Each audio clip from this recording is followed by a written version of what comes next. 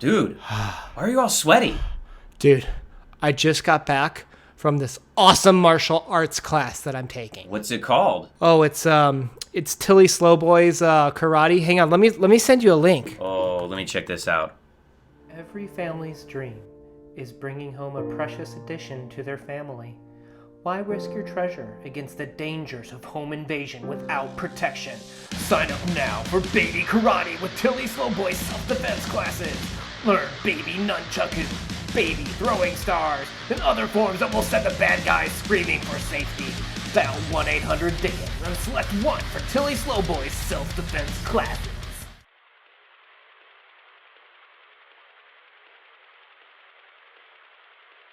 No. All right, guys. Welcome to the CodeX Cantina. I am Una. And I am not a baby slinger, Crypto. The Baby Slinger, part of the dark fantasy series by Charles Dickens. And today we're going to be doing the cricket on the Hearth a little bit early. We're going to record this here in November, but not release it till December to give ourselves a little bit of family time at December time. Hey, don't you have a Hearth? That's right, I do have a Hearth. And speaking of which, I got a surprise for you, Mr. Crypto. Okay. What's up? I'm going to show you my Hearth here real quick. Oh, where are we going? Okay. Don't jostle me. Check this out. Check this guy out right here. You see this? Yeah. That's a cricket.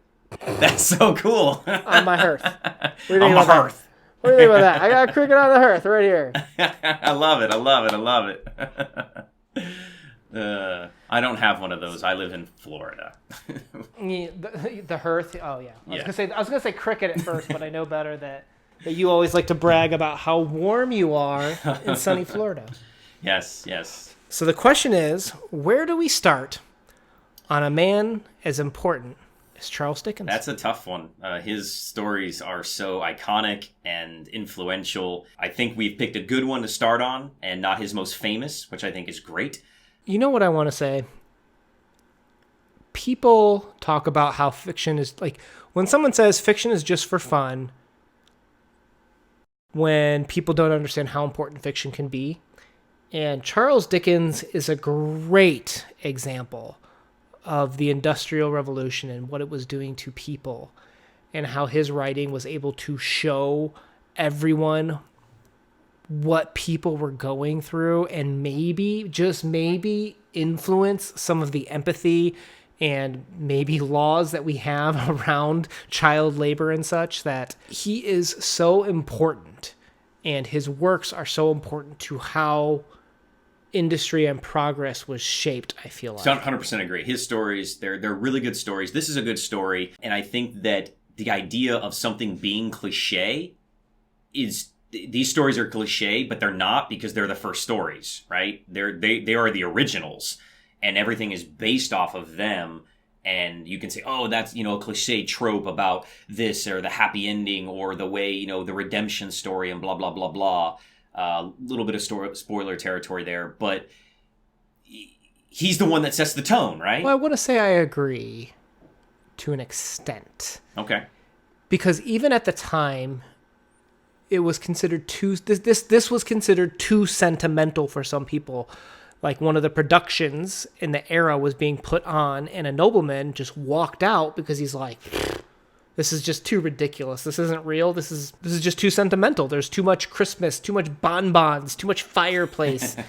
Dot's too perfect to be considered real. That it's beyond just cliche. It's sentimental. It's too sentimental for some people, I would say too. But I think that's maybe one of his points. And those people like that are the ones that need it the most, because while they're being flippant about the story, those are the people that almost he's poking fun of too, because he's trying to get you to understand that someone as simple and perfect as Dot, to these higher aristocrats, their lives are important too. Those people working in the factories in the Industrial Revolution, their lives matter, and their life story matters and should be told, and they can be inspiring. And no, they're not making the same decisions that are affecting millions of people, and they don't have the money and power and influence. But I think that there's some good merit to Dot and the story of the common American folk, even though he was English.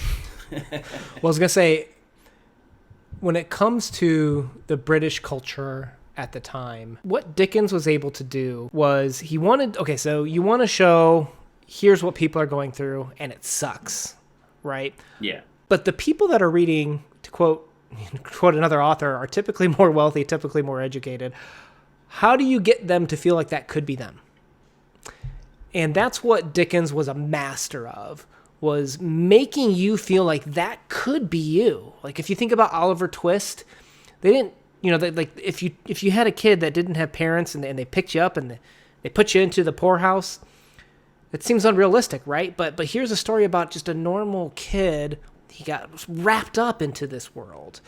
You can kind of see that even with like Victor Hugo with Les Miserables too. There's just something about the way Dickens takes these characters, Dot and John, and I think a lot of people can see these aren't perfect characters, right? Dot's maybe just a little bit. She's too naive almost. She's too naive. Yeah. You got John, who might just be a little bit rusk. Too rough, too slow, something along those lines. Yeah. Tilly Slowboy.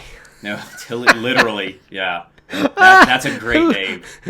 That's great. Her name, that is a very Dickens name. Yeah. But the fact that she uses a baby as a nunchuck. How's your baby? Right? But then how do you so what does he do? He characterizes money. He always characterizes money, it seems like, as bad. Right? Yeah. In terms of Christmas Carol, Scrooge, it's Oliver evil. Twist. In this one, you have Tackleton, who is kind of abusing his employee and thus his wife, and then kind of asks for help to try to seduce this woman that doesn't even love him.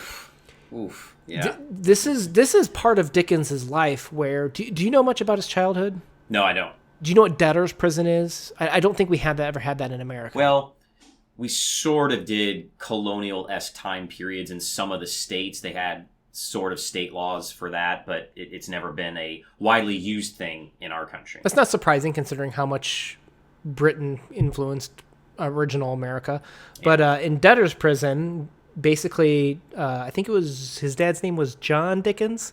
He was put into prison because of a debt that he owned along with all of his family, except for Charles. And Charles was working for like minimum, beyond minimum wage, like just a paltry amount where he'd never pay it off. Pence. And he was the only, he was the only one that was working, trying to raise money. And eventually he got John got some inheritance to get out. But I think this deeply scarred Dickens when it came to how money was used not as like an exchange so much as like a whipping tool for the working class at the time. Oh, it's manipulation. Yeah, it's used as manipulation. And you'll see like in Christmas Carol and in this one, he uses money as like this the marionette, like it's playing, the bad guys are playing the strings of the good guys. And you see that here with Tackleton too, don't you? Yeah, I think that Dickens uses money as a great story mechanism as well to drive the story forward, and that's very unique. And a lot of people, obviously, throughout the rest of literature and movie and film and games and everything are going to try to emulate the use of how he uses money as almost a character, almost a living driving force through his stories. Yeah. And he's a master storyteller of that. Absolutely. How did you feel about the beginning of this? So I really liked the beginning of the story. I know that it's silly in some regards, where you have this kind of, what I termed it as, this is the epic rap battle of Charles Dickens' time. Don't say that. Don't do that. So I think that you have the cricket and eventually the clock, but in the beginning, the tea kettle and the cricket having this epic rap battle back and forth. And I think it's hilarious. And I think that a lot of people will miss the point of this, that they'll be like, oh my God, this is so silly. This is stupid. And what did you kind of say about it? I thought it was pointless. Okay, see, it's not pointless because it sets up the idea that you have to suspend belief in reality, and that it's going to set up more of the fantasy in the third chirp.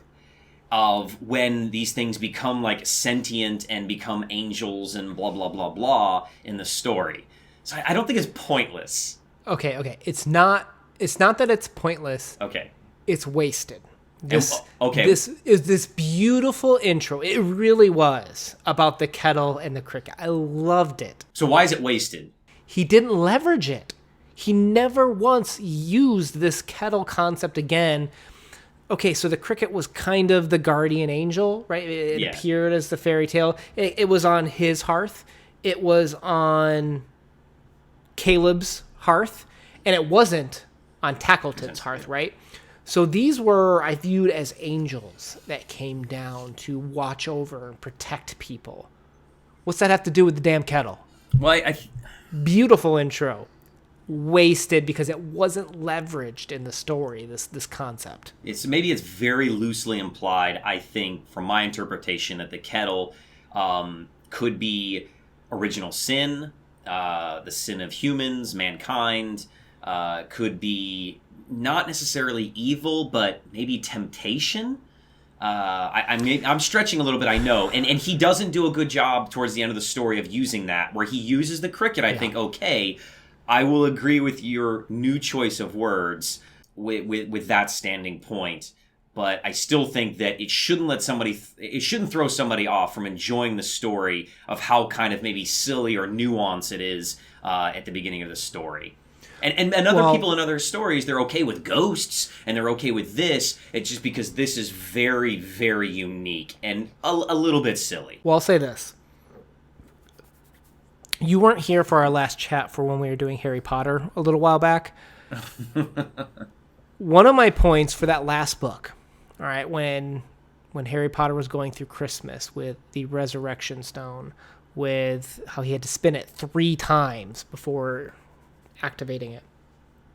There was no question that she had some type of Christian background when you're reading that. There's none. When you're reading The Cricket on the Hearth, it's even more obvious that there is no question.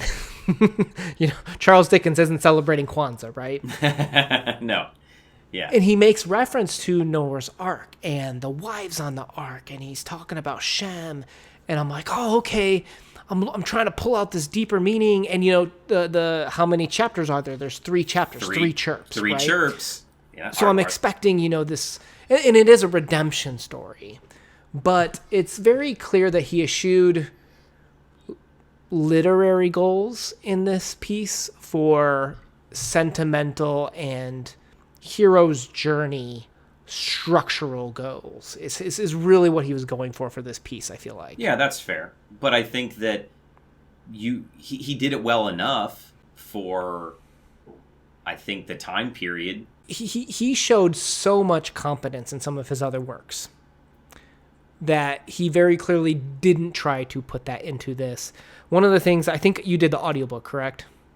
Yeah, I disagree with that. I think those other ones are totally not overplayed, but they're so much better dramatized as movies. Bill Murray and Scrooged, and all these other ones, that those get more merit than maybe they deserve. Are they fantastic? Are they amazing? Are we going to do them? Yes. Agree. But I don't think they overshadow this one by any stretch of the imagination. I think they smash this from a literary aspect of things.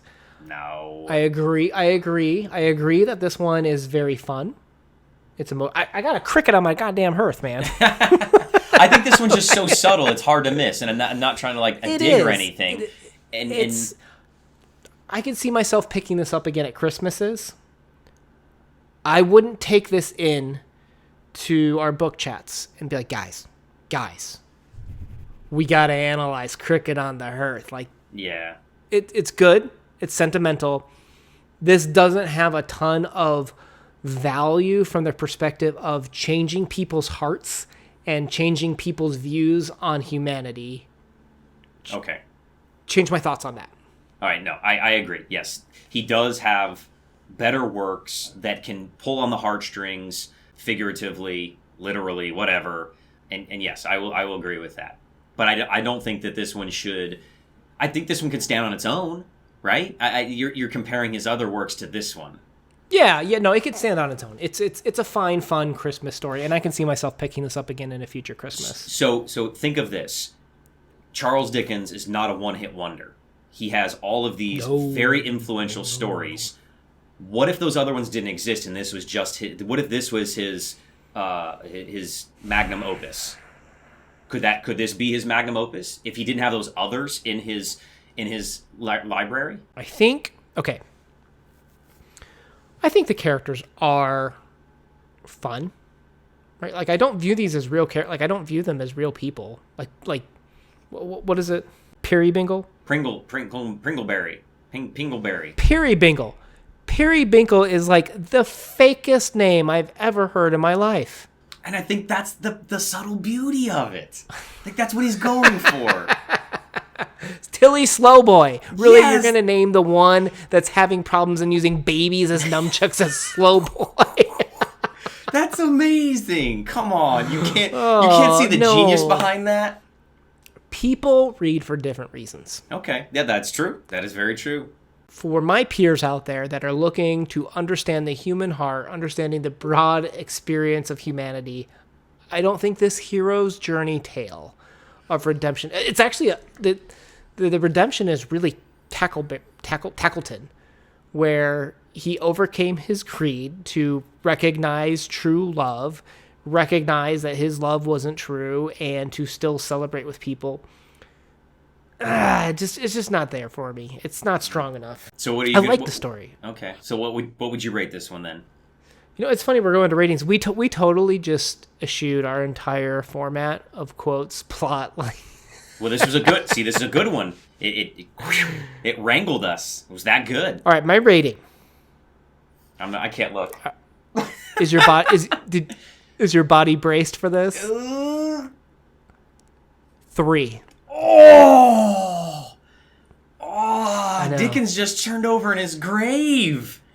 I read for different reasons. I am very strong on there should be a purpose, there should be intent behind every paragraph. At the time of this writing, I know this was released as like a full book. This wasn't periodical. But at the time, the more words that you shoved into your book or periodicals when it's released in a serialized fashion, you got paid more money. So you actually had incentive just to write more words without meaning and intent behind them. I feel like that might have happened here. I feel like he was going for sentimentality, and he got it. I think it was a very fun video. There's a dang cricket over here chirping. I see it. But he's not going to change how I live my life, nor do I think he changed many people's lives so much as this is a fun story for them. Okay. That's why I'm going with 3. So this is on par with Bakemonogatari thing. Gotcha. No. Okay. Oh, gotcha. Come on. That's mean. That's mean. That's fair. That's me. Because, well, hang on. That author had a point. What did you give Ahsoka again? I gave that I think it was either a 1 or a 2. I know. I'm busting your chops. You really are. Give me your dang rating. I'm going with a solid 6. Oh, come on. Yeah, I think this was a great story. I think it was funny. I think it was well written. I think it was well paced. It has a happy ending, which I usually don't go for, but it's a Christmas story. It's uplifting. I think that it has some very subtle nuances that you really have to look for, and I think that that's important in literary work. As we dive deep into try to dissect it, it has the religious stuff in there, and I think that you go back in time, Crypto. Okay. It's 1946, the year after this was published. He announces a sequel. What's the sequel about? The sequel is about reconstructive eye surgery. For Tackleton. No, the blind girl. Oh. You completely forgot about Chirp 2, didn't you? Well, no, it's because, remember they kept mentioning how Tackleton's eye, one eye was half shut? And I kept thinking about your dang speech about the evil eye. Oh, yeah. with Edgar Allan Poe and how they're back in the day, like, well, in Victorian culture, disabilities were considered inheritable and such. I couldn't stop thinking about that dang eye, but Tackleton, and Tackleton being the evil one in this book. See, that's good. See, look at that. Come on, give it a 4. Give it a 4. Better than the Bakke thing, please. 3.5. Okay, thank you. And with that, guys, we've gone long enough with Charles Dickens and Cricket on the Hearth. Look forward to our other Charles Dickens stories during this holiday season. If you like this kind of stuff, please consider subscribing and smash the like button. Whoa, hang on. But before business, I want to do the happy holidays to you and your family. Oh, okay. Okay, now subscribe and like our video. That was it? That was all the happy holidays they get? I wanted to put my heart out there for the internet to smash. Okay. Yeah. All right, guys. Peace out. Peace.